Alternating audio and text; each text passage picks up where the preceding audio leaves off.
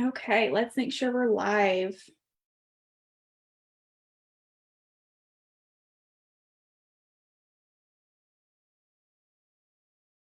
Okay, and we are live. Welcome, mamas, to the Mom and Baby Nutrition Support Group with Alex Gardner. I'm Alex. I'm so sorry. Normally we have these at 6 o'clock, but I had some technical setbacks, and so we're a few minutes behind. But I hope you're still able to join me live tonight if you can. Otherwise, of course, we will always have the replay available. This group is supposed to give mamas the empowerment that they need and encourage them to nourish their bodies so that they don't feel so overwhelmed and they can deliver a healthy baby without feeling so anxious, and do it and have more energy and feel better and recover faster postpartum and all the great things that come along with that. And we do these topics on questions that I get asked a lot. And one of those is, I have low iron. So now what do I do? What foods do I need to take? Why is this happening? Why is it important? How do I prevent it? Or how do I get my levels back up? And so that's what we're going to be talking about today. Now, here's a shocking statistic. 1 in 5, that's 20%, or 1 in 5 women that are pregnant are iron deficient. And I think it's really important to note that you can be iron deficient and not have anemia. Anemia is just a more severe deficiency, okay? So this is when your body is not able to transfer oxygen through your red blood cells around your body as effectively as it should, which leads to all the nasty symptoms that come with it, anemia. So what are those symptoms? You may be excessively fatigued, like not just, oh, I need to take a nap because I'm pregnant, but very, very fatigued and tired. You may be excessively weak. And again, this is more on top of the normal pregnancy, okay?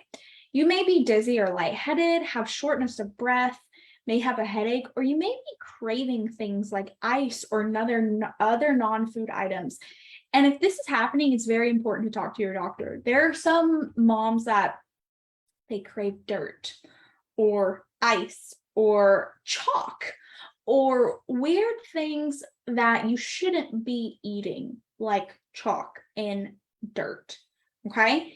What this means is that your body is deficient in something and it's trying to compensate, and it's craving these things that it thinks this mineral might be in, okay? It's very, very important to talk to your doctor if you're craving non-food items.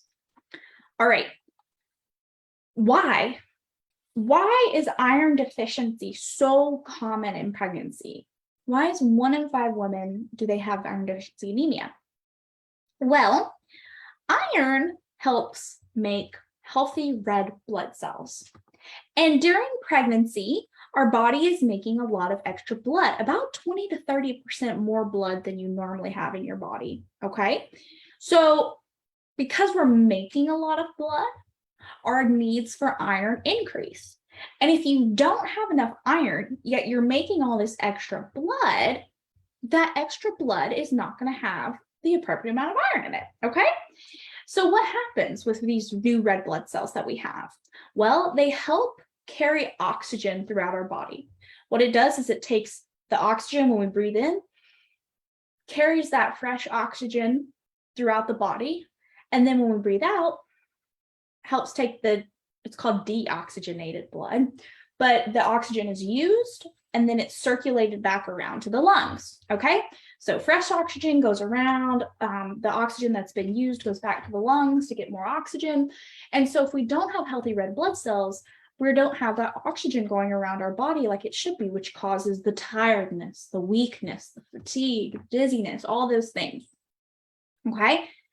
Mamas who are more at risk for low iron, typically the ones that have deficiencies, are going to be those mamas that are pregnant with multiples, or those of you that might not be consuming enough iron in your diet because you're constantly nauseous and vomiting and you're just not eating anything, or because you have 2 pregnancies that are really close together. So say you just had a baby and you get pregnant 6 months later, you're at risk for all sorts of nutrient deficiencies because your body hasn't fully replenished those nutrient stores from your previous pregnancy. Now, most of the time, when you go to the doctor or midwife appointment, or if you have a WIC, they'll do this at those appointments too, but they'll prick your finger and test your blood to see how much hemoglobin is in there, okay? And depending on your level, your doctor may or may not recommend a supplement. But even if your doctor does recommend a supplement, let's not just rely on that pill. We want to make sure that we're eating adequate amounts of iron in addition to a supplement, okay? So let's talk about the negative effects of being deficient in iron.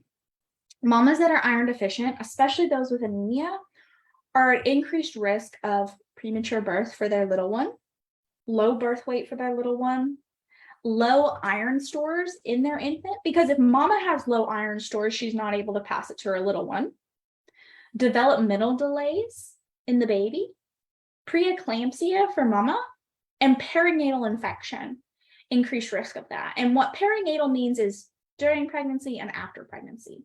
So you are at an increased risk of infection for that. So what can we do? What are some iron-rich foods that we can include in our diet to help? Well, most of you know red meat is probably the #1 source of iron in food that is most readily absorbed by the body.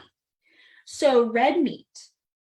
The next one is seafood, which we know is incredibly healthy, okay? Then we have beans. Beans are my favorite. Beans are my favorite food. They're so versatile. They're protein, they're vegetables, they're fiber, they've got all these phytonutrients in them. Beans are like a powerhouse food. If you only ate one thing, eat beans. That's my top tip for tonight. You also see high iron in green veggies, fortified grains. And what fortified means is that when the grain, like say, let's take pasta, for example. Say a manufacturer is making spaghetti. They're adding in extra nutrients, like micronutrients. That's called fortified, okay? And then also nuts and seeds. So any nuts and seeds you can think of, or nuts and seed butter is a good one. Now, here's my pro tip for tonight. Okay, pro tip. When you eat foods that are high in iron, you also want to pair them with foods that are high in vitamin C. The reason for this is that vitamin C helps our body absorb iron better. So yes, your body's still going to absorb iron when you eat these foods, but it's going to just bump it up a little bit when you include foods that have vitamin C. So this is what I recommend for mamas that are taking an iron supplement is have a few sips of orange juice when you're taking that supplement, or snack on a couple strawberries. So vitamin C can be found in things like citrus, of course, so orange juice, and that's what we typically think of. But we also see vitamin C in things like bell peppers, strawberries, sweet potatoes, things like that. So vitamin C is found in a lot of fruits and veggies, not just oranges. So I don't want this to scare you because you can do it.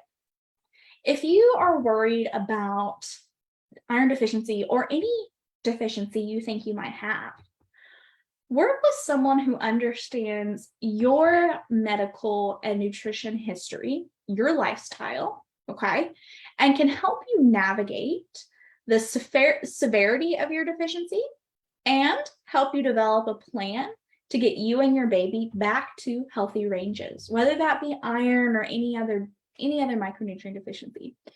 And you may think, I hear this all the time, I eat healthy.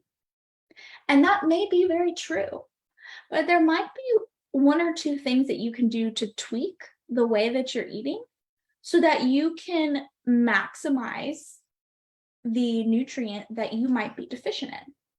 And so working with someone who can understand your lifestyle and how to incorporate that is really vital to your health and your goals for you and your baby. So if you're watching live, let me pull the live chat up. So feel free to drop your comments in. Let's see here. And then if you are watching the replay, feel free to drop your comments in the comment section or reach out to me personally. I'll be happy to answer any questions that you may have.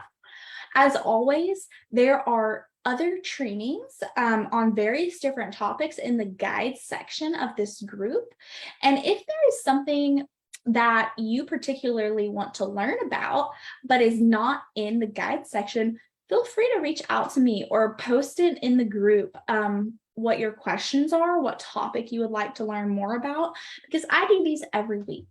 And I don't want to sit up here and just talk out my butt just because. I want this to be valuable to the mamas in this group. So if there's a topic that you particularly are interested in, let me know and I can put it on the schedule for these trainings. I hope all of you have a wonderful, wonderful rest of the day. And if you have any questions or would like to know more about how you can incorporate iron into your diet, reach out to me. I'll be happy to chat. See you guys and have a wonderful, wonderful rest of your week. I'll see y'all next Wednesday.